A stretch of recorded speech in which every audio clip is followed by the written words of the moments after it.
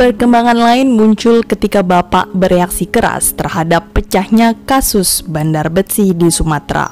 Sebuah koran melaporkan bahwa dalam konflik ini, Pelda Sujono dihabisi secara kejam oleh orang-orang BTI atau Barisan Tani Indonesia yang pro PKI.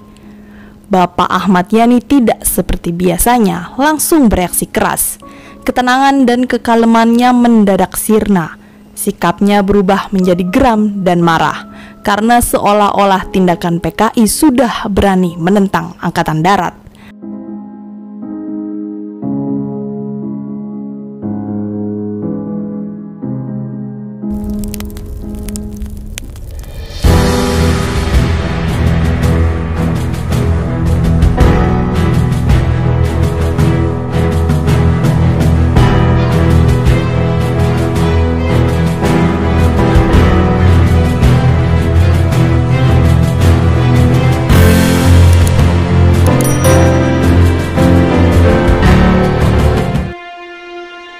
Pada saat itu juga Bapak menyuruh kami bertiga membuat clipping yang sebanyak-banyaknya mengenai berita di seputar kasus Bandar Betsi.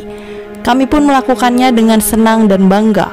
Bapak kemudian memutuskan untuk melakukan pengecekan langsung ke tempat kejadian di Bandar Betsi dengan memberikan bantuan perbaikan rumah tinggal kepada keluarga Pelda Sujono dan sejumlah uang atas nama seluruh anggota Angkatan Darat. Namun ada kalanya perkembangan di lingkungan rumah tidak mengandung isyarat politik apapun.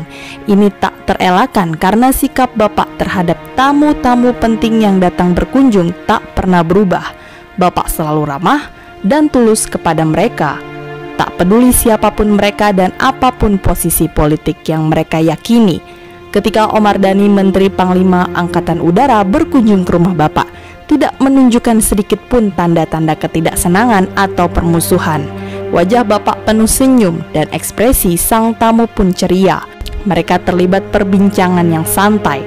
Omar Dhani sebagaimana tamu-tamu VIP lainnya juga diantar Bapak melihat sekeliling rumah yang baru diperbaiki. Itulah kebiasaan Bapak. Begitulah kesan dan nuansa yang berhasil kami tangkap. Pada hakikatnya kami hanya bisa mereka-reka sendiri persoalan-persoalan besar yang sedang dihadapi oleh ayah kami. Ini sebuah proses yang niscaya karena Bapak tidak terlalu terbuka dalam membicarakan bidang tugasnya. Sementara Ibu tak pernah memperpanjang dialog di meja makan karena Ibu memahami kalau Bapak tidak berkenan. Memasuki bulan September tahun 1965, kami merasakan sebuah perkembangan yang cukup mencolok di lingkungan rumah kami. Pertemuan-pertemuan antara Bapak dan sejumlah stafnya semakin sering digelar. Dari sini tertangkaplah oleh telinga kami bahwa suhu politik di Jakarta mulai menegang dan memanas. Kami tidak sepenuhnya memahami potret keseluruhan dari dinamika politik yang berlangsung di wilayah ibu kota ini. Kami memperoleh kesan bahwa persaingan antara Angkatan Darat dan PKI semakin meninggi. Kami juga merasa seolah-olah Presiden Soekarno menjadi lebih condong ke PKI dan menjadi lebih keras terhadap Angkatan Darat. Sosok Presiden agaknya menjadi sentrum dalam perkembangan itu. Ke arah dialah PKI maupun Angkatan Darat terkesan hendak mengambil hati, baik lewat pameran kekuatan ataupun melalui cara-cara yang lain.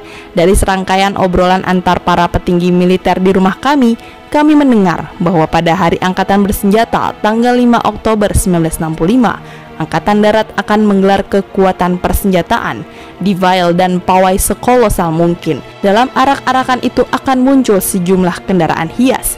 Primadonanya adalah sebuah mobil hias dengan bunga lotus yang di tengahnya duduk Putri Presiden Rahmawati.